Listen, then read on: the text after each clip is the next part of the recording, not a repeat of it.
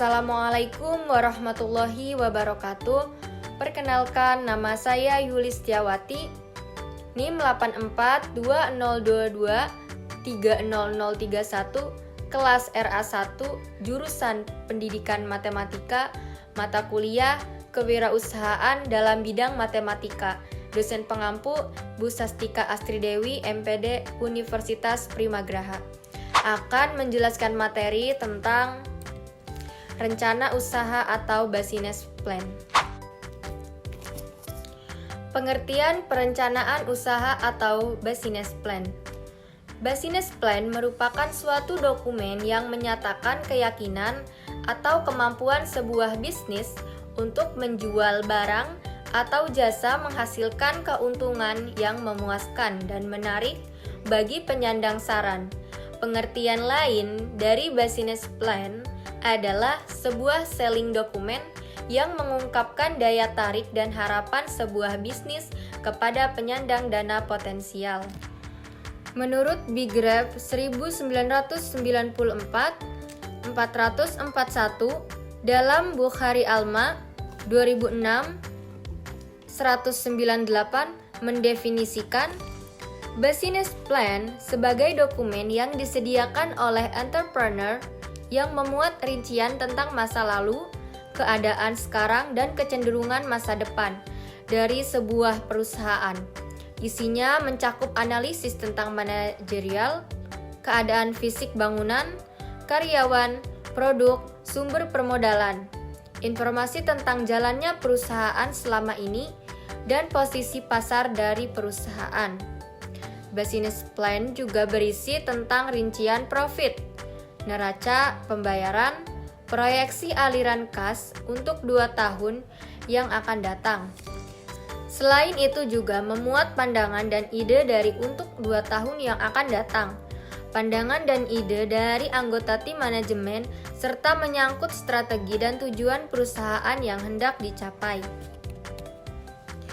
Jadi, business plan adalah dokumen tertulis yang disiapkan oleh wirausaha yang menggambarkan semua unsur-unsur yang relevan, baik internal maupun eksternal, mengenai perusahaan untuk memulai suatu usaha.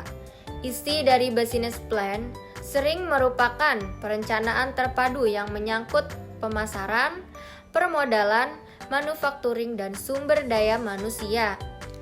Selanjutnya, pemilihan target market. Apa itu target market? Target market atau pasar sasaran adalah kelompok spesifik dari calon pelanggan atau konsumen yang menjadi fokus utama dari strategi pemasaran suatu produk atau layanan. Ini adalah kelompok orang yang memiliki karakteristik, kebutuhan, dan preferensi yang serupa, dan kemungkinan besar akan tertarik untuk membeli atau menggunakan produk atau layanan Anda. Dalam pemasaran, identifikasi target market sangat penting karena membantu perusahaan atau organisasi untuk lebih efektif dalam menyusun marketing campaigns, mengembangkan produk, dan menyusun pesan yang tepat.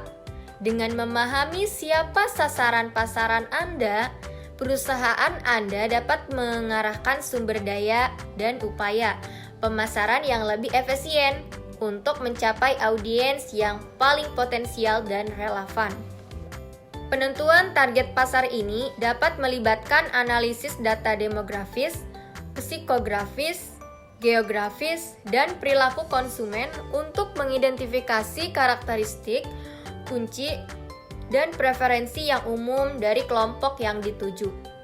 Beberapa faktor yang dapat diperhatikan dalam penentuan target pasar meliputi usia, jenis kelamin, pendapatan, lokasi geografis, minat, gaya hidup, kebiasaan pembelian, dan nilai-nilai yang dipegang oleh kelompok tersebut. Contoh target market. Contoh sederhana target market adalah jika sebuah perusahaan memproduksi mainan anak-anak yang didesain untuk anak usia 3-5 tahun, maka target mereka adalah orang tua dengan anak usia 3-5 tahun. Untuk mengetahui ini, Anda dapat mengarahkan upaya pemasaran perusahaan Anda untuk menarik perhatian dan mencapai orang tua yang memiliki anak dalam kelompok usia tertentu tersebut. Selanjutnya, mencari masalah yang ada pada target market. Untuk menemukan masalah pada target market, yang pertama kita akan melakukan survei market. Apa itu survei? Survei adalah cara langsung dan efektif untuk mendapatkan wawasan dari target market. Misalnya, survei adalah orang tua dapat menggali kendala yang mereka alami saat membeli mainan anak-anak dari sisi harga, keamanan, atau manfaat mainan tersebut untuk perkembangan anak. Ini membantu memahami kebutuhan dan preferensi mereka secara spesifik. Yang kedua, melihat ulasan produk sejenis. Dengan membantu review di platform e-commerce atau media sosial bisa terlihat keluhan umum yang dirasakan oleh konsumen terhadap produk sejenis. Misalnya, keluhan tentang bahan mainan yang kurang aman atau daya tahan produk yang buruk. Data ini membantu menemukan celah untuk menciptakan produk yang lebih baik. Yang ketiga, mengikuti tren parenting. Tren parenting sering berubah seiring dengan perkembangan zaman. Misalnya, tren mainan edukatif yang mendorong perkembangan motorik dan kognitif anak. Mengikuti tren ini membantu memahami apa yang sedang dicari oleh orang tua, sehingga produk yang ditawarkan dapat relevan dan menarik minat mereka.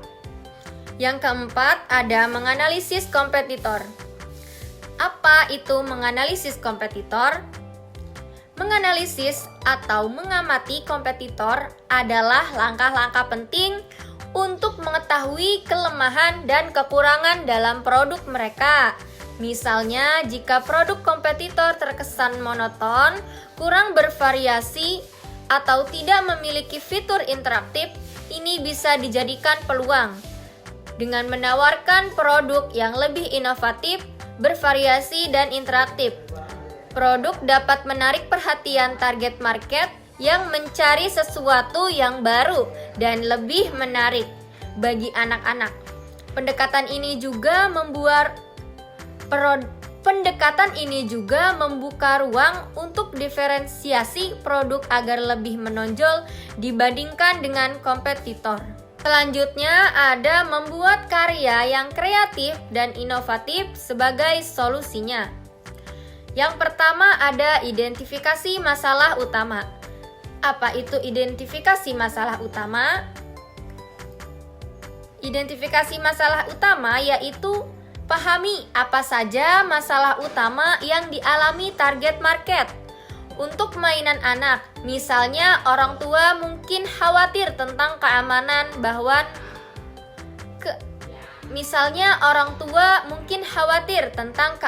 bahan atau ingin mainan yang mendukung perkembangan motorik dan kognitif anak. Mengidentifikasi masalah ini membantu menciptakan solusi yang benar-benar relevan. Yang kedua ada brainstorming ide unik. Lakukan sesi brainstorming untuk menghasilkan ide yang berbeda dari produk-produk serupa.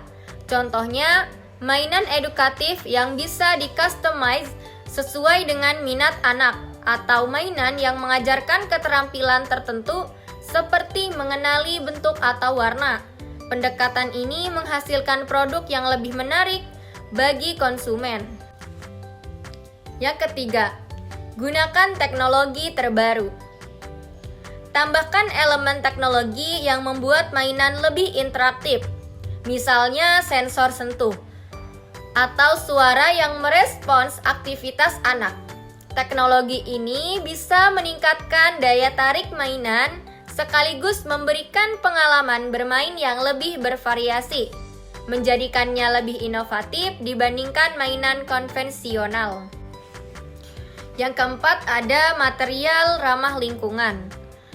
Gunakan bahan yang aman dan ramah lingkungan seperti kayu atau plastik daur ulang untuk mengatasi kekhawatiran orang tua mengenai kesehatan dan dampak lingkungan.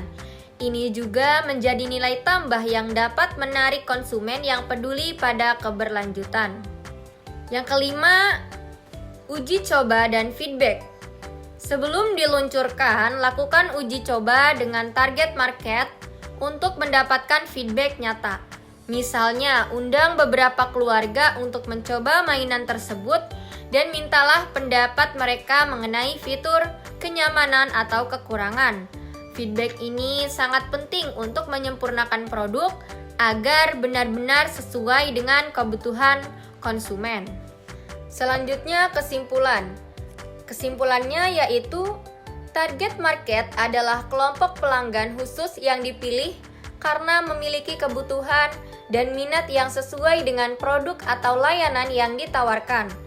Kelompok ini menjadi pusat perhatian strategi pemasaran karena mereka paling mungkin tertarik dan membeli produk.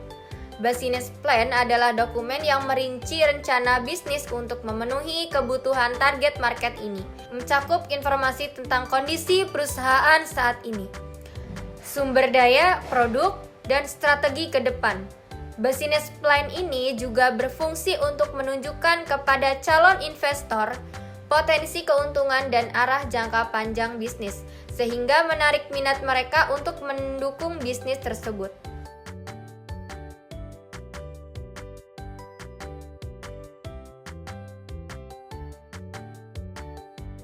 Cukup sekian, terima kasih.